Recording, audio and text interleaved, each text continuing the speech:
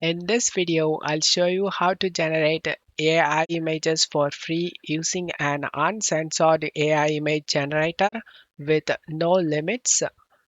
Open up Chrome and search pair change text to image. Select the first site.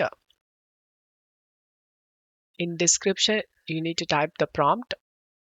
I'm gonna choose random prompt and then art style. You can choose the art style casual photo.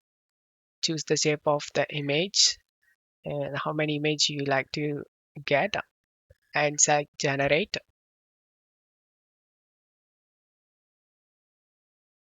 And the results are so good, it's so realistic.